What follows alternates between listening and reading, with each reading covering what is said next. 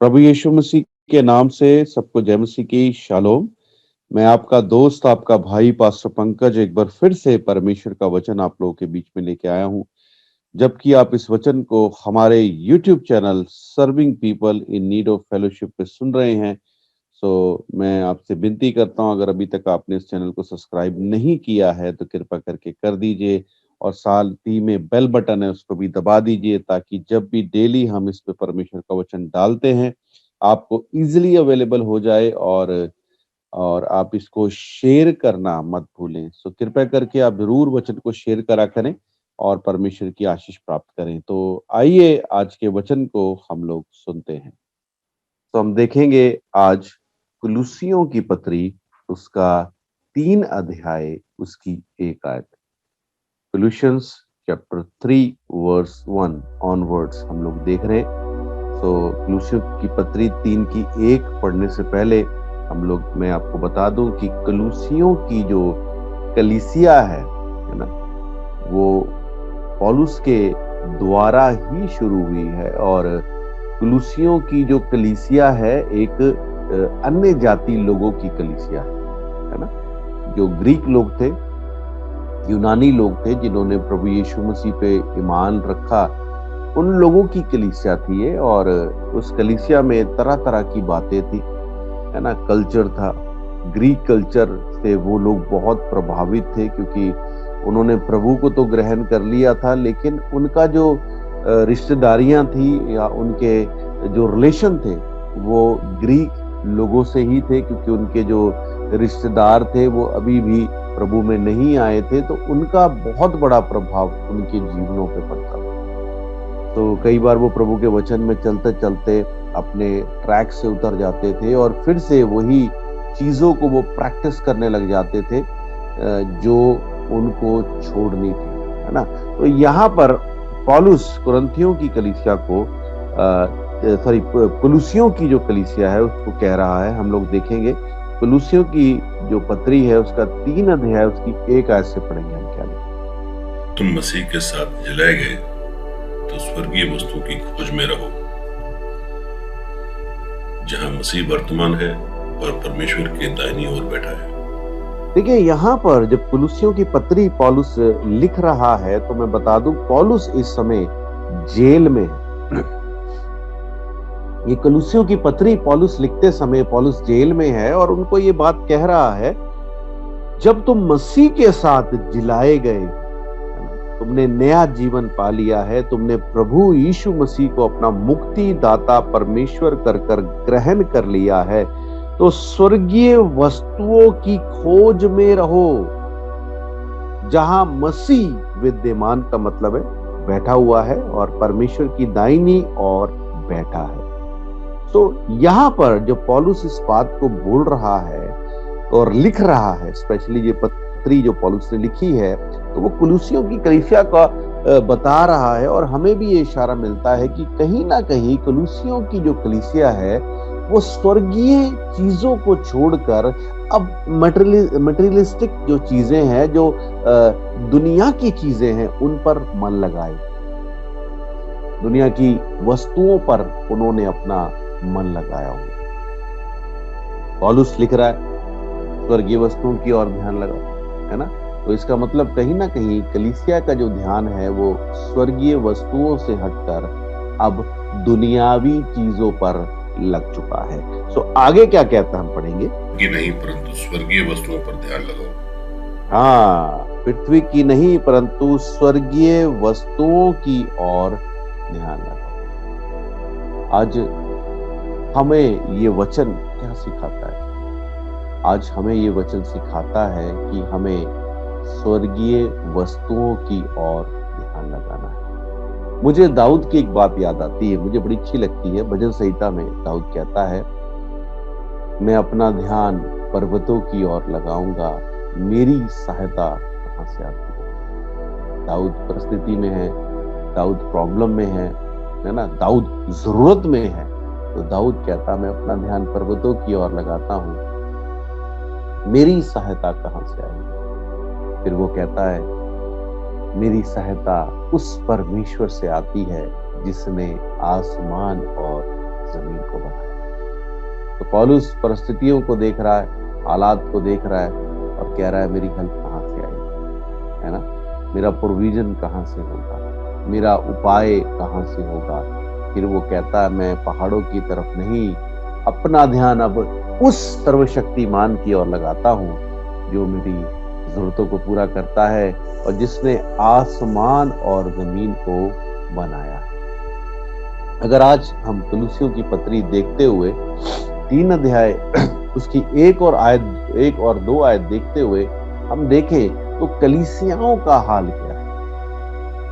आज कलीसियाओं ने अपना ध्यान स्वर्गीय वस्तुओं की ओर से हटाकर, है ना, सबसे पहले हमें समझना है स्वर्गीय वस्तुएं क्या है।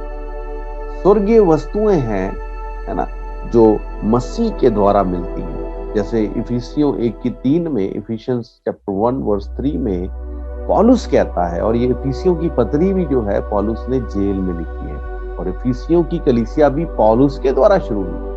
और मजेदार बात क्या, इफिसियों की जो कलीसिया है वो भी अन्य जाति लोगों के विश्वास के द्वारा, जो उन्होंने मसीह पे विश्वास किया उसके द्वारा बनाई गई कलीसिया है। वहां भी सेम यही प्रॉब्लम है, उनका ध्यान जो है वो स्वर्गीय वस्तुओं से हटकर दुनियावी चीजों में लग गया।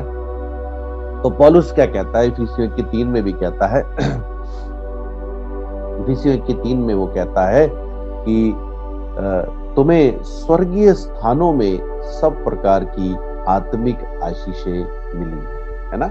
बोलता है मसीह में तुम्हें स्वर्गीय स्थानों में सब प्रकार की आत्मिक आशीषें मिली हैं। तो अभी हमें समझना है ये स्वर्गीय वस्तुएं या बोले आत्मिक आशीषें क्या है। मैं बताना चाहता हूं ये चंगाई जो है ना, वो जमीनी आशीष नहीं है, वो स्वर्गीय आशीष है। पवित्र आत्मा जो है, पवित्र आत्मा का जो बपतिस्मा है या पवित्र आत्मा का जो दान है वो स्वर्गीय वस्तु है। पवित्र आत्मा के फल, पवित्र आत्मा के वरदान, और सबसे बड़ी बात क्या है, हमारी माफी जो है ना, हमारी जो माफी है, जो खुदा ने हमें माफी दी है, माफ किया है, वो भी स्वर्गीय आशीष है। और उससे और ऊपर जाएं तो मैं बताना चाहता हूं अनंत काल का जीवन, जिसे स्वर्गीय जीवन कहते हैं, जो मरने के बाद हमें मिलेगा, वो भी स्वर्गीय आशीष है या स्वर्गीय वस्तु है। आज हमें स्वर्गीय वस्तुओं की ओर ध्यान लगाना है, आज हमें अपनी मुक्ति की ओर ध्यान लगाना है। लेकिन आज बड़े दुख की बात है, मसीह कलीसियाएं जो हैं वो दुनिया की चीजों के ऊपर मन लगाए हुए। आज मसीह लोग चर्चेस में जाते हैं क्या पाने के लिए, वीजा पाने के लिए, घर पाने के लिए, है ना, नौकरी पाने के लिए, पर कोई भी प्रभु यीशु मसीह के पास इसलिए नहीं आ रहा कि वो अनंत काल का जीवन पाए। तो आज मैं आप लोगों को उत्साहित करना चाहता हूँ ये बात बोलकर, जैसे पौलुस ने कहा, स्वर्गीय वस्तुओं की ओर मन लगाएं। आपका ध्यान स्वर्गीय वस्तुओं की ओर, परमेश्वर की ओर होना चाहिए। और मैं बताना चाहता हूं, जब अपना ध्यान, अपनी सब बातों को आप परमेश्वर की ओर लगाएंगे, आपके जीवन में आनंद और शांति होगा। कई लोग कंप्लेन करते हैं, मसीह लोग कंप्लेन करते हैं, हमारे जीवन में आनंद और शांति नहीं है। हम चर्च जा रहे हैं, प्रार्थना कर रहे हैं, रोजा रख रहे हैं, बाइबल पढ़ते हैं, दशमांश देते हैं, भेंट देते हैं, चर्च में भी सेवा करते हैं, पर हमारे जीवन में शांति नहीं है। शांति ना होने का कारण क्या है ना? शांति ना होने का कारण है उनके जीवन में शांति का राजकुमार नहीं। उनके जीवन में आनंद होने का ना होने का कारण क्या है? क्योंकि वचन में तो लिखा है, दाऊद कहता है, तेरे निकट आनंद की भरपूरी है। जहां परमेश्वर है वहां आनंद है। तो आज आनंद और शांति क्यों नहीं है? का सीधा कारण यह है कि उनका ध्यान जो है वो स्वर्गीय वस्तुओं से हटकर, यानी कि मसीह यीशु से हटकर दुनिया की चीजों पे लगा हुआ है। वो प्रार्थना कर रहे हैं अपने स्वार्थ के लिए, दुनिया की चीजों के लिए, दुनियावी आशीषों के लिए, है ना। बेटी की शादी हो जाए, मेरा ये काम पूरा हो जाए, वो किन बातों में लगे हुए? वो दुनिया की बातों में लगे हुए हैं। लेकिन यहाँ पौलुस कहता है कि तुम कौन सी बातों पर ध्यान लगाओ, स्वर्गीय बातों पर ध्यान लगाओ। क्योंकि आगे वो क्या कहता है हम पढ़ देंगे, एक बार फिर से 3 की 1 पढ़ेंगे, बड़े ध्यान से सुनेंगे परमेश्वर के वचन को। तो जब तुम मसीह के साथ जिलाए गए तो स्वर्गीय वस्तुओं की खोज में रहो, हाँ आगे, जहाँ जहाँ मसीह वर्तमान है और परमेश्वर के दाहिनी ओर बैठा है। आगे, क्योंकि पृथ्वी पर की नहीं परंतु स्वर्गीय वस्तुओं पर ध्यान लगाओ। पृथ्वी की नहीं परंतु स्वर्गीय वस्तुओं की ओर ध्यान लगाओ। देखिए आगे वो क्या कहता है, बड़े ध्यान से सुनिएगा आगे। क्योंकि तुम तो मर गए और तुम्हारा जीवन मसीह के साथ परमेश्वर में छिपा हुआ है। देखिए क्या बोलता, तुम तो मर गए हो, है ना। हम लोगों ने बपतिस्मा लिया। बपतिस्मा लेने का मतलब ये नहीं है कि आपने अपने धर्म को बदल दिया। बपतिस्मा लेने का मतलब क्या है, आपने नया जन्म पाया। बपतिस्मा लेने का मतलब है आप पुरानी बातों में, पुराने दुनियावी जीवन में मर गए। देखिए पौलुस कुलुसियों की पत्री उसका 2 अध्याय उसकी 20 आयत में कहता है, जबकि तुम मसीह के साथ संसार की आदि शिक्षा की ओर से मर गए हो, तो फिर क्यों उसके समान जो संसार में है जीवन बिताते हो। वो बता रहा है, वो क्लियर कर रहा है कि तुम मसीह के साथ संसारिक जो शिक्षाएं हैं, आदि शिक्षाएं जो शुरू से चली आ रही, उसकी तरफ से तुम मर गए हो, खत्म हो गए हो, और अब तुम मसीह में जब जी उठे हो, अब तुम्हें पुरानी बातों की तरफ नहीं, पुरानी जीवन की तरफ नहीं, पुरानी जो शारीरिक जरूरतें हैं उनकी तरफ नहीं, परंतु तुम्हें स्वर्गीय वस्तुओं की ओर ध्यान लगाना है। और क्योंकि वो कहता है क्योंकि तुम तो मर गए और तुम्हारा जीवन मसीह के साथ परमेश्वर में छिपा है।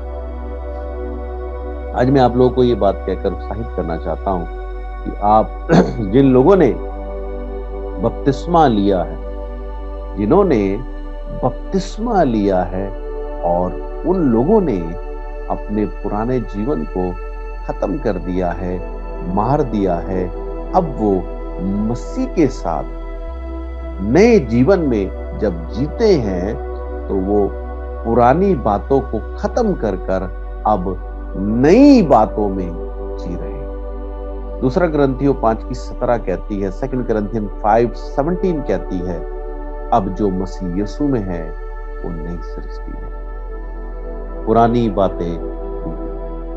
आप जानते हैं परमेश्वर ने नई सृष्टि जब बनाई, आदम हवा को जब बनाया,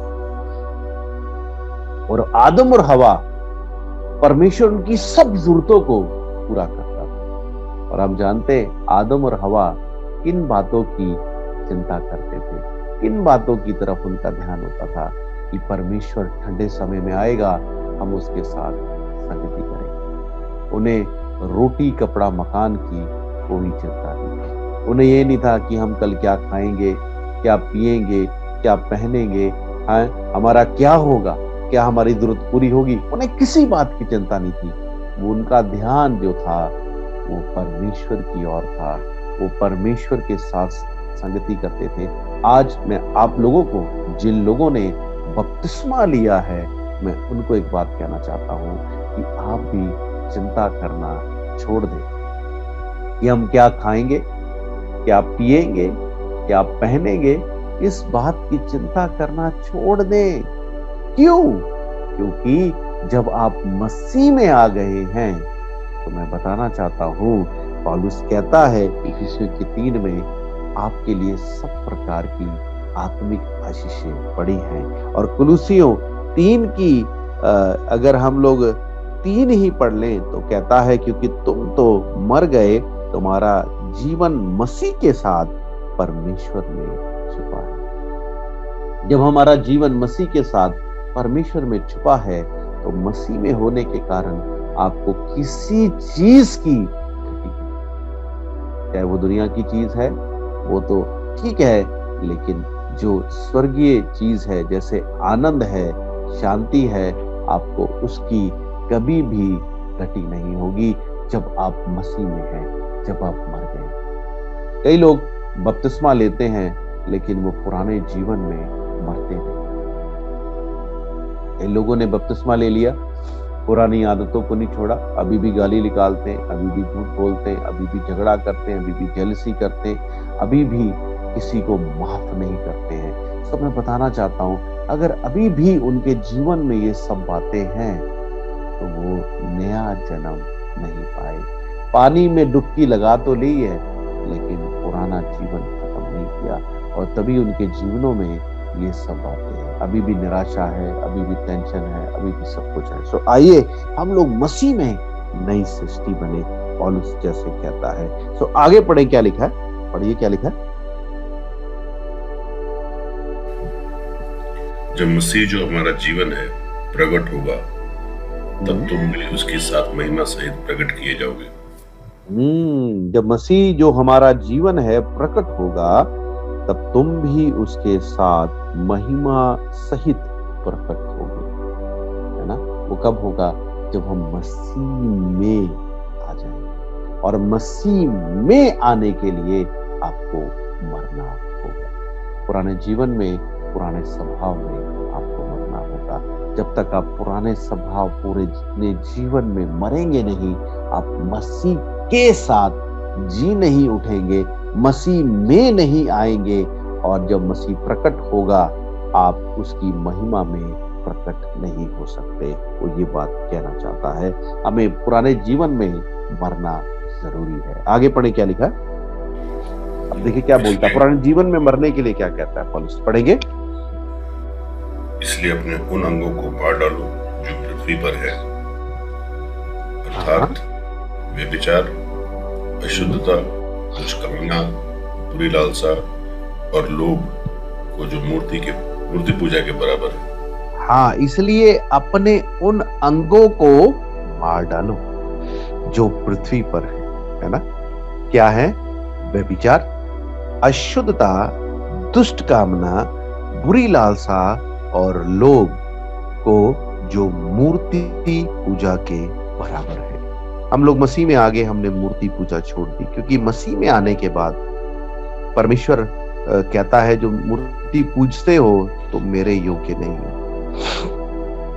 मूर्ति पूजना जो है वो गुनाह है। बाइबल बताती है, अगर आप निर्गमन 20 अध्याय पढ़े तो वहां परमेश्वर क्लियरली कहता है, तो कोई मूर्ति खोद कर ना बनाना, ना पूजा करना, ना उसके आगे झुकना। सो मूर्ति पूजा हम नहीं करते। लेकिन अगर हमारे अंदर ये सब बातें हैं, व्यभिचार करते हैं, अशुद्धता है हमारे जीवन में, दुष्ट कामना है, बुरी लालसा है, अगर हम लोभ करते हैं, लालच करते हैं, तो ये मूर्ति पूजा के समान है। सो आगे पढ़े क्या लिखा है। इन्हीं के कारण परमेश्वर का प्रकोप आज्ञा न मानने वालों पर पड़ता है। हाँ, इन्हीं के कारण परमेश्वर का प्रकोप आज्ञा न मानने वालों के ऊपर पड़ता है। अगर ये बातें हमारे अंदर है, ये अंग अभी भी हमारे अंदर हैं, तो परमेश्वर का गुस्सा हमारे जीवन में है। सो आगे पढ़े क्या लिखा है।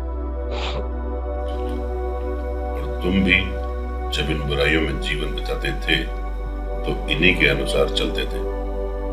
तुम भी पहले ऐसे ही जीवन बिताते थे, बोलता तुम भी इसी के अनुसार चलते थे। पर आगे क्या कहता है,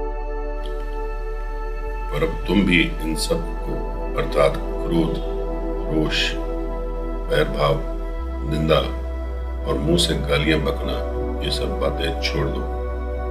पौलुस क्या कहता है, पर अब तुम भी इन सब को, पौलुस कहता है तुम भी, अभी भी तुम्हारे अंदर कुछ बातें हैं, तुम्हारे अंदर कुछ कमियां हैं। क्या कमियां हैं? तुम्हारे अंदर क्रोध है, गुस्सा है, रोष है ना। रोष क्या होता है?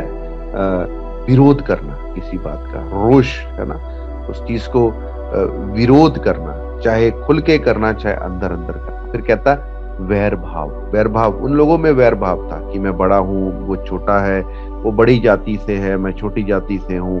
ये सब बातें उनके अंदर थी। और निंदा थी, और कहता है मुंह से गालियां बकना, ये सब छोड़ दो। और उस कहता है, आगे पढ़े क्या लिखा है। एक दूसरे से झूठ मत बोलो क्योंकि तुमने पुराने मनुष्यत्व को उसके कामों समेत उतार डाला है।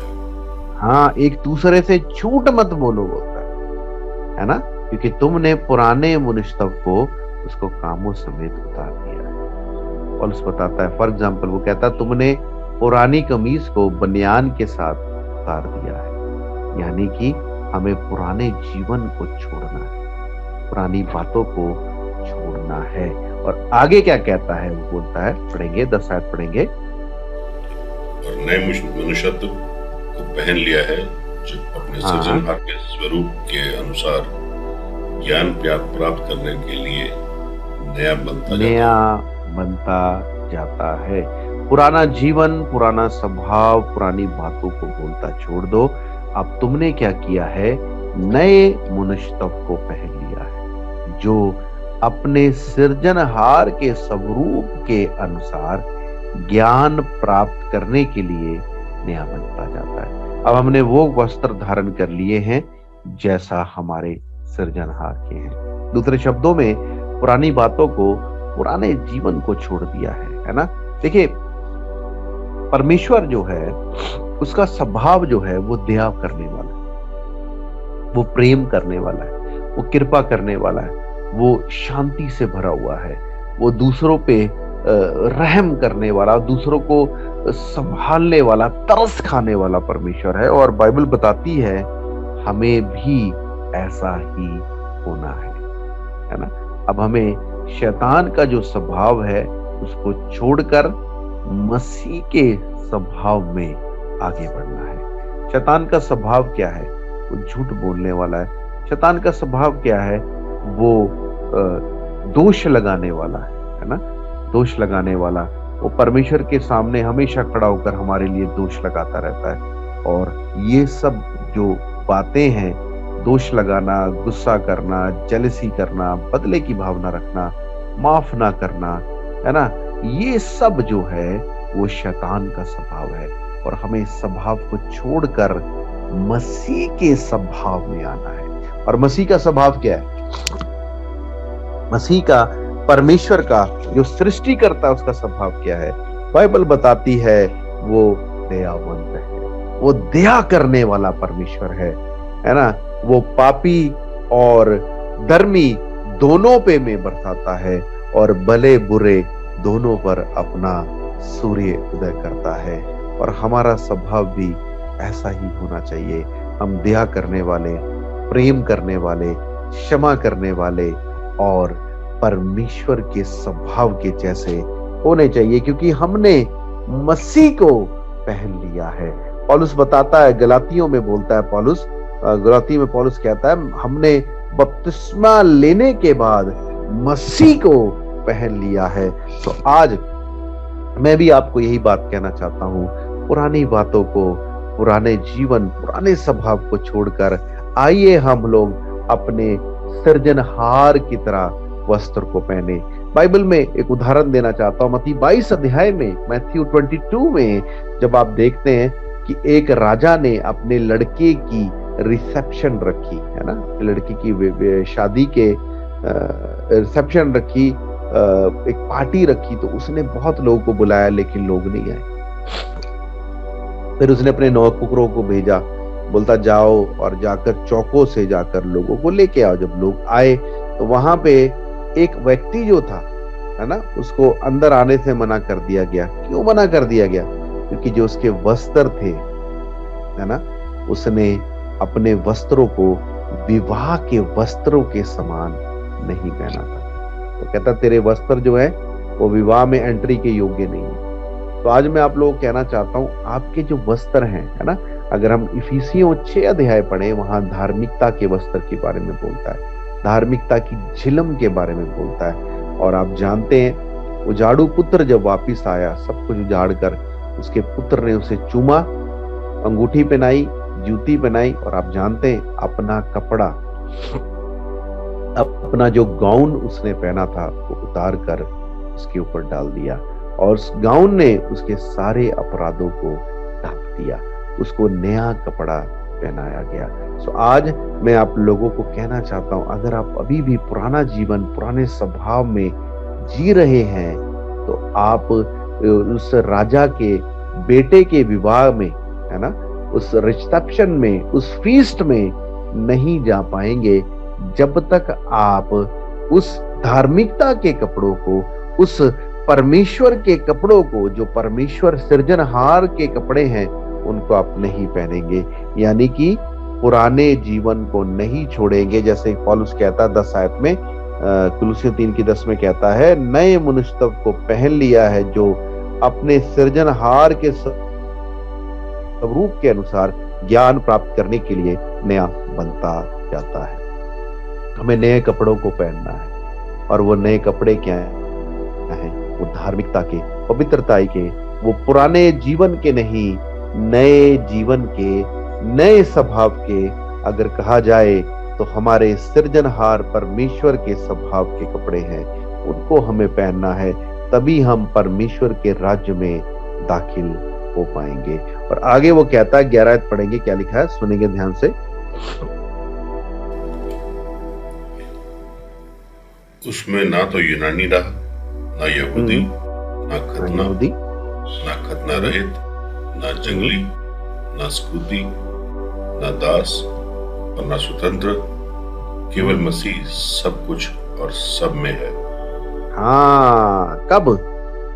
सब जात पात, सब धर्म, सब चूज खत्म हो गया। कब खत्म हुआ?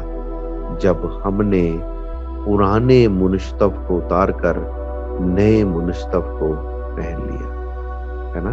और वो नए मनुष्यत्व का जो पहनावा है, वो सृजनहार के स्वरूप के अनुसार है।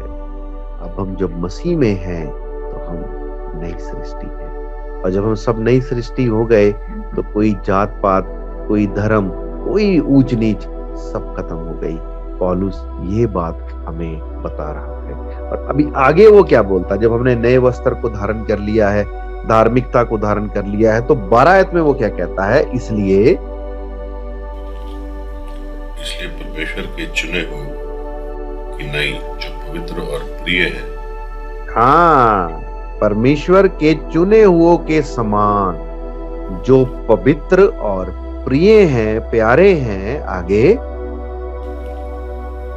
बड़ी करुणा और भलाई और दीनता और नम्रता और सहनशीलता धारण करो। हाँ, अगर बोलता है आप परमेश्वर के चुने हुओं के समान पवित्र और प्रिय है, तो बड़ी करुणा, है ना। परमेश्वर की करुणा कितनी बड़ी है, उसकी करुणा डेली हमें मिलती है ना। और आज की सुबह हम देख पा रहे हैं, ये उसकी करुणा है। करुणा का मतलब क्या है? दया।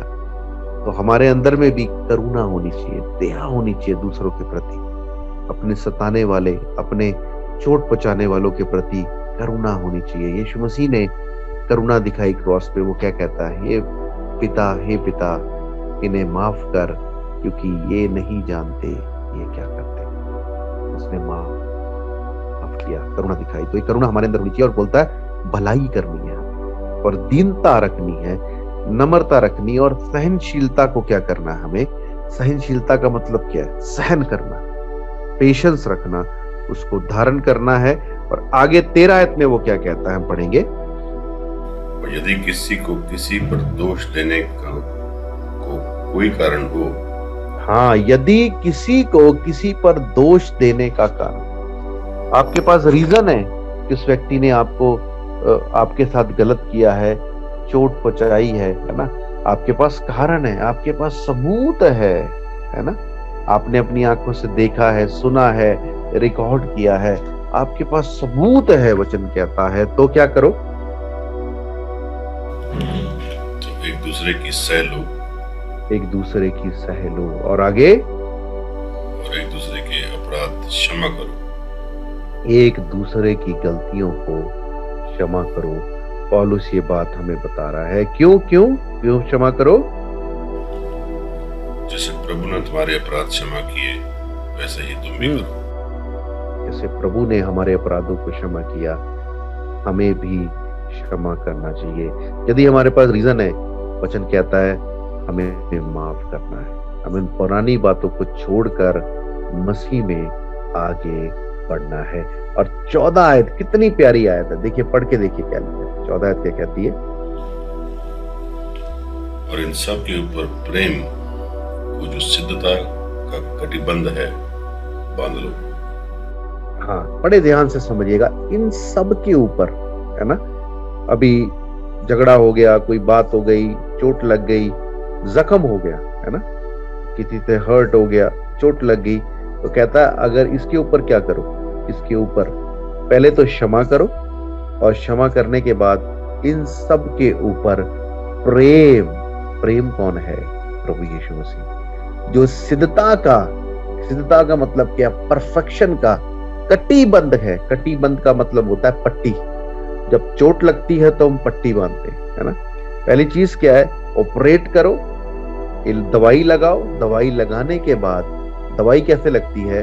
जब मेल मिलाप होता है, जब क्षमा होती है। उसके बाद वो क्या कहता है? इन सब के ऊपर प्रेम को, जो सिद्धता का कटिबंध है, बांध लो। यानी कि उसके बाद दवाई लगाने के बाद क्या करो? पट्टी बांधो। और पट्टी किससे बांधनी है? प्रेम के द्वारा। और प्रेम जो है वो प्रभु यीशु मसीह है। पहला यूहन्ना 4 अध्याय में जब आप देखते हैं, वहां लिखा है परमेश्वर प्रेम है। बाइबल बताती, जिसने प्रेम नहीं किया उसने परमेश्वर को जाना नहीं। तो आइए इस समय हम लोग स्वर्गीय वस्तुओं की तरफ ध्यान लगाएं, है ना, स्वर्गीय चीजों की ओर ध्यान लगाएं। देखिए, हमारी आशीष जो है, मेरे आत्मिक पिता कहते बेटा, तुम्हारा जो उद्धार है, तुम्हारा जो अनुग्रह है, जो परमेश्वर ने तुम्हारे जीवन में किया है, तुम्हारा जो अनंत काल का जीवन है, तुम उसको महत्व देते हो, या जो आपके साथ बुरा करते हैं या जिनके साथ आप डील करते हो उनको बड़ा रखते हो? दूसरे शब्दों में, आप किसको इंपॉर्टेंट देते हो? परमेश्वर का अनुग्रह या परमेश्वर का जो अनंत काल का जीवन है उसको, या दुनिया की चीजों, दुनिया के लोगों को, कि उसने आपको इज्जत नहीं दी, उसने आपको नहीं पूछा? किसको देखना चाहते हो? क्या चीज आपके लिए इंपॉर्टेंट है? क्या चीज आपके लिए हमेशा की है? हम मार्केट में जाते हैं, है ना, हम कोई भी चीज खरीदते हैं, चाहे कोई इलेक्ट्रॉनिक चीज है या कुछ भी खरीदते हैं, तो हम क्या देखते हैं, क्या पूछते हैं? अगर फॉर एग्जांपल हमने टीवी खरीदना है, एलईडी टीवी खरीदना है, तो हम जाकर क्या पूछेंगे? हम ब्रांड देखेंगे, कौन सा ब्रांड है, लोकल ब्रांड है या ये एक अच्छा इंपोर्टेड ब्रांड है, तो हम कौन सा लेना पसंद करेंगे? हम लोकल ब्रांड कभी पसंद नहीं करते क्योंकि उसकी गारंटी नहीं है। इंपोर्टेड ब्रांड हम क्यों लेते हैं? वो गारंटी में आता है। हम यही पूछते हैं, जिस ब्रांड की ज्यादा साल की गारंटी है, जो ब्रांड हमें, एक ब्रांड है 1 साल की गारंटी देता है, एक ब्रांड है जो 2 साल की गारंटी देता है, एक ब्रांड है जो 5 साल की गारंटी देता है, और एक ब्रांड है जो 10 साल की गारंटी देता है। आप कौन सा लेना चाहोगे? मैं तो कहूंगा भाई, मैं तो 10 साल की गारंटी वाला ब्रांड लूंगा, है ना। तो सेम वे, अगर आप बड़ी गारंटी वाली चीज लेना चाहते हैं जो हमेशा की है, वो परमेश्वर का राज्य है, परमेश्वर का वचन है। क्योंकि बाइबल बताती है, आसमान टल जाएगा, जमीन टल जाएगी, सब कुछ खत्म हो जाएगा, लेकिन परमेश्वर का जो वचन है, परमेश्वर का जो राज्य है, परमेश्वर का जो अनंत काल का जीवन है, वो कभी भी खत्म नहीं होता, है ना। आज हमें परमेश्वर के राज्य की तरफ ध्यान लगाना है, जो कभी भी खत्म होने वाला नहीं। वो स्वर्गीय वस्तुओं की ओर ध्यान लगाना है, जो कभी भी खत्म होने वाली नहीं है। दुनिया की चीज हमें मिले चाहे ना मिले, अगर मिल भी जाए वो थोड़ी देर बाद नाश हो जाती है, लेकिन जो परमेश्वर की ओर से हमें मिलता है वो कभी नाश नहीं होता। तो आज हम लोग आइए प्रार्थना करें और अपने ध्यान को, जो हमारा ध्यान भटक चुका है, उस ध्यान को हम परमेश्वर की ओर लगाएं, स्वर्गीय वस्तुओं की ओर लगाएं, और एक दूसरे से प्यार करें। यही परमेश्वर का वचन हमें सिखाता है। और पुराने मनुष्य को छोड़कर नए मनुष्य को पहन ले, जो हमारे सृजनहार के जैसा बनाया गया है। तो आए, हमारा सृजनहार दयावंत है, पवित्र है, वो बुराई को पसंद नहीं करता, वो पवित्रताई को पसंद करता है, और वो तरस करने वाला परमेश्वर है। आइए हम उससे प्रार्थना करें, आइए हम सब मिलकर उसके चरणों में चलें और उससे कहें, प्रभु हमें क्षमा कर प्रभु, कि हम दुनिया की चीजों में, दुनिया की वस्तुओं में आपको खोज रहे थे और दुनिया की वस्तुओं की लालसा कर रहे थे प्रभु। आज प्रभु हम अपने आप को तेरे आगे दीन और नम्र करते हैं प्रभु, और चाहते हैं स्वर्गीय पिता कि हम अपना ध्यान आपकी ओर लगाएं पिता परमेश्वर, आपकी ओर लगाएं पिता परमेश्वर, और खुदावंद आपके जैसे हम बनते जाएं प्रभु। आपकी दया, आपकी करुणा हम सबके जीवन में हो प्रभु। मैं प्रार्थना करता हूं प्रभु यीशु मसीह के नाम से प्रभु, आज हर एक उस भाई बहन के लिए, बुजुर्ग के लिए प्रभु, बच्चों के लिए अपनी शांति से, अपने मेल मिलाप से और अपनी दया से हम सबको भर दे पिता।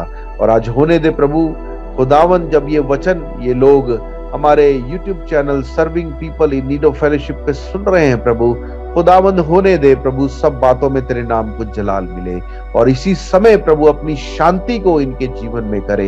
इनके परिवार में जो दुख, तकलीफ और बीमारियां हैं, परेशानियां हैं, वो यीशु के नाम से जाती रहे प्रभु, और प्रभु यीशु का अनुग्रह इन सबके जीवन में आए प्रभु। आप इन्हें ब्लेस करें, आशीष दें प्रभु आज के दिन, प्रभु यीशु मसीह के नाम से, आमीन।